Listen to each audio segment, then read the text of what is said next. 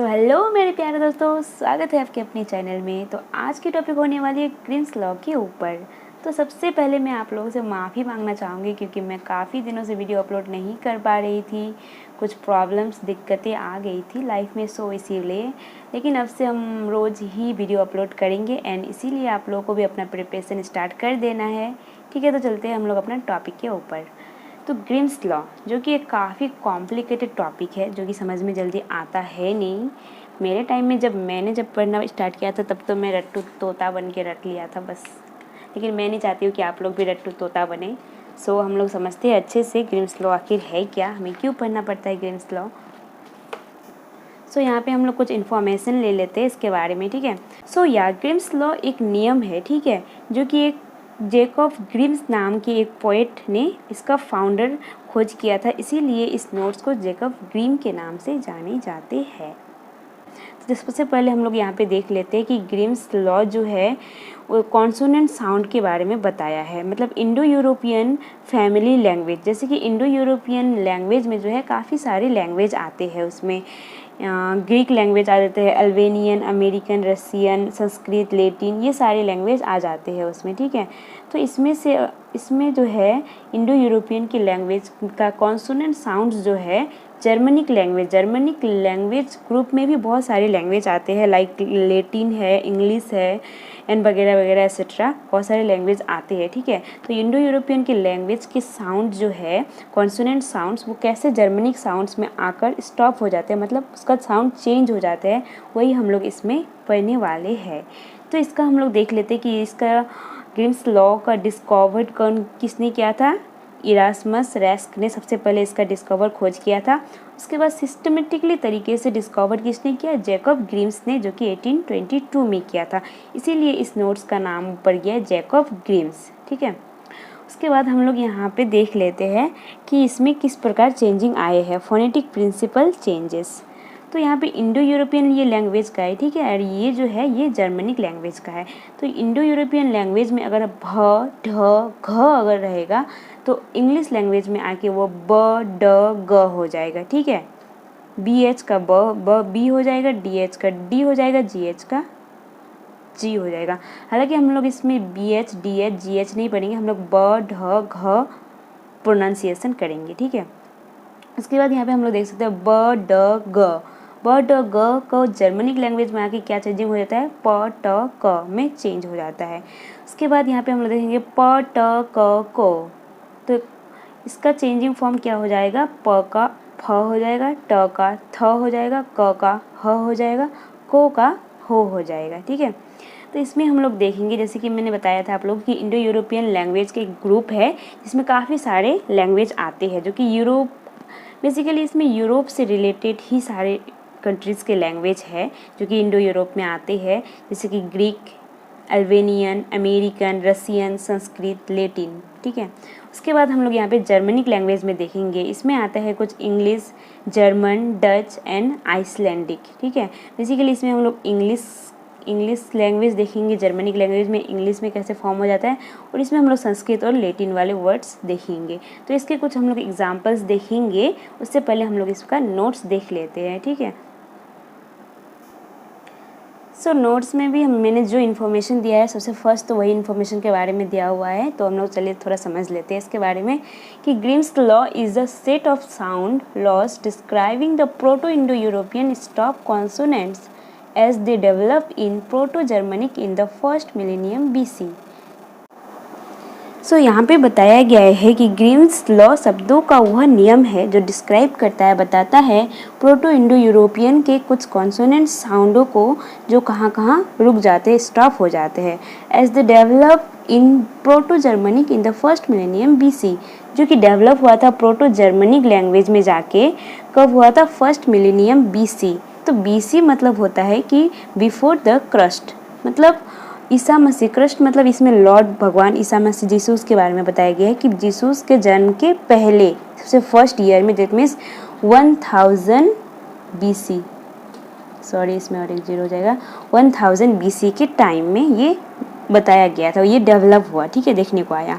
It was first discovered by Danish philologist name Erasmus Rask and systematically made into law by a German philologist Jacob Grimm।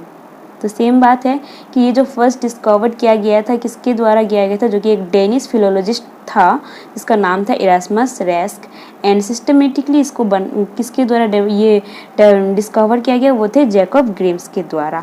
It was also known as the first Germanic sound shift और consonant shift, जिसे हम लोग first Germanic sound shift भी कर सकते हैं या consonant shift भी कह सकते हैं। उसके बाद थर्ड पैराग्राफ में अगर हम लोग देखते हैं, a majority of the language of Europe and parts of Asia poses the same characteristics in the days of your मतलब ओल्ड होता है, ठीक है। तो इसमें बताया गया है कि यूरोप एंड एशिया के कुछ भाषाओं में जो है अधिकांश भाषाएं प्राचीन काल में सेम विशेषता होती थी। This truth dawned upon philologist only after the recognise Sanskrit, और ये सत्य को कब पता लगाया गया, जब वो लोग संस्कृत के बारे में जाने, मतलब N ancient language of India, जो कि एक इंडिया का भारत का बहुत ही प्राचीन लैंग्वेज है संस्कृत, जिसके संस्कृत के बारे में जानने के बाद यह ट्रूथ पता चला कि जो है ये संस्कृत के भाषाएं जो है इंडो यूरोपियन से काफ़ी मैच होते हैं। During the fag end of the 18th century and early 19th century AD, जो कि टाइम कब था, 18th सेंचुरी का लास्ट में एंड 19th सेंचुरी का अर्ली मतलब 19th सेंचुरी आने का शुरुआत में ये पता लगाया गया था। They found Sanskrit substances of the feature of the part Indo European language which speaks of its एंशियंस।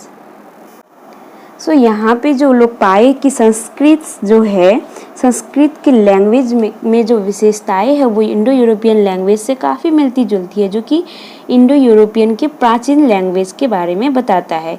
Looking into the feature of Indo European and there presence in Sanskrit, तो उनके इंडो यूरोपियन का फीचर्स को देखते हुए कि किस प्रकार इंडो यूरोपियन के कुछ लैंग्वेज जो है संस्कृत में भी प्रेजेंस है।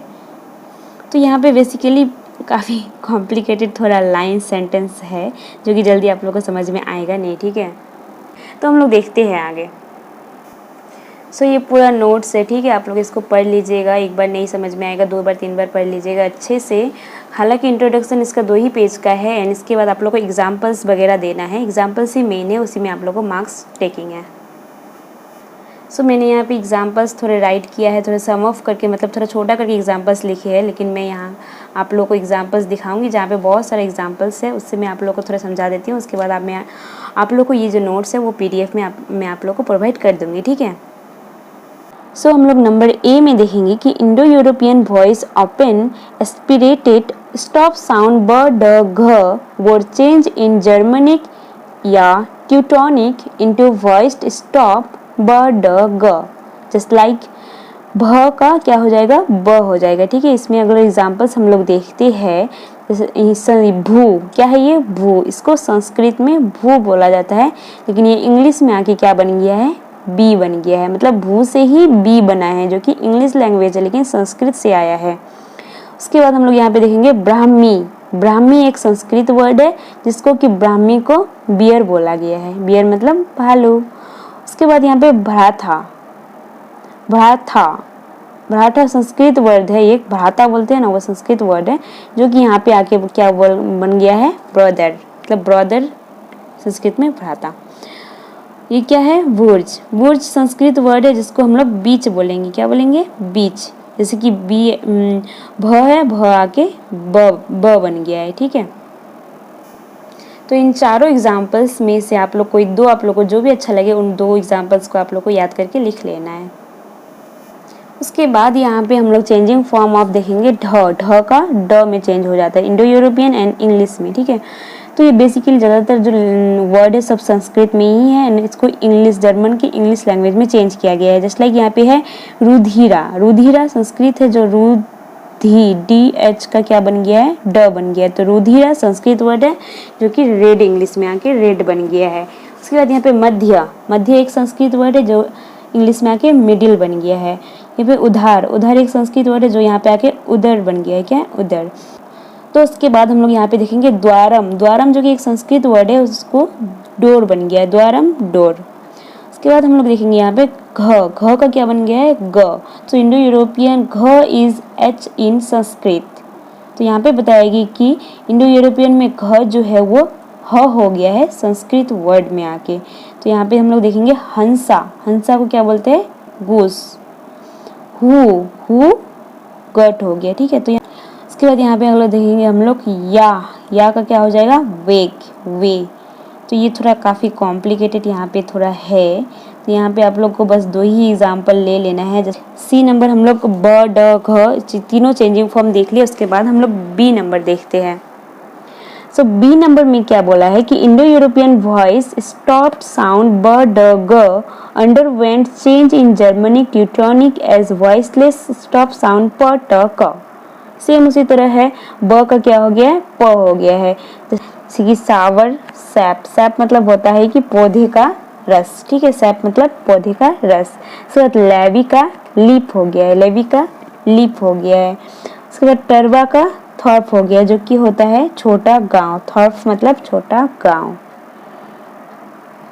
उसके बाद हम लोग देखेंगे ड का हो गया है ट, इंडो यूरोपियन में ड का ट हो गया। तो डैम, टैम, द टू, पदम फुट, घ का क, जानू नी, जना नो, जान एंड गिन्स का क्या हो जाएगा, कीन हो जाएगा, ठीक है। सो नोट में हम लोग यहाँ पे देख लेते हैं कि ग रिप्रेजेंट ज साउंड इन संस्कृत, मतलब जो ये जी है वो संस्कृत में जे का उच्चारण हो जाता है, ठीक है। उसके बाद यहाँ पे नंबर सी में हम लोग देखेंगे कि Indo European voiceless stop sound प ट क को change in Teutonic Germanic to voiceless open sound फ थ ह हो। तो सेम है इसमें कि प का फॉर्म में चेंज हो गया, जैसे कि पदम है, पदम को हम लोग फुट बोलते हैं, हम लोग को पता ही है। पेकस एक संस्कृत वर्ड है जिसको हम लोग फी बोलेंगे। पारा एक संस्कृत वर्ड है फार, अपा ऑफ। तो संस्कृत हालांकि काफ़ी हार्ड है संस्कृत वर्ड्स, जिससे ही इंग्लिश हम लोगों का बना है। इसके बाद ट का थ, ट्री, थ्री, ट्राया, जिसलिए कि यहाँ पे देख सकते हैं ट्री, ट्राया, ट्रेन, इसको 3 ही बोला गया है, मतलब सॉरी ट्री एंड ट्राया को 3 बोला गया है इंग्लिश में, ठीक है। एंड टेन को थंडर हो गया है, मतलब टी का TH में चेंजिंग हो गया है। सो इसी प्रकार सारा वर्ड्स का एग्जाम्पल बहुत सारा 4 करके एग्जाम्पल्स है, मैं PDF में आप लोगों को प्रोवाइड कर दूंगी, जहाँ से आप लोग देख लेंगे, समझ लेंगे। एंड आप लोग को एग्जाम्पल्स इतना ज़्यादा लिखने का ज़रूरत नहीं है, ये बस समझाने के लिए मैंने आप लोगों को लिखा है। आप लोग को बस 2 एग्जाम्पल दे देंगे तो काफ़ी है, इनफ है, ठीक है। सो उसके बाद आप लोग को इसका कंक्लूजन अच्छे तरह से बना के लिख देना है। यहाँ पे हालांकि यहाँ पे मैंने कंक्लूजन आप लोग को लिख दिए हैं जो कि इजी है। आप लोग अगर 1-2-3 बार पढ़ लेते हैं तो आप लोगों को कंक्लूजन समझ में आ जाएगा।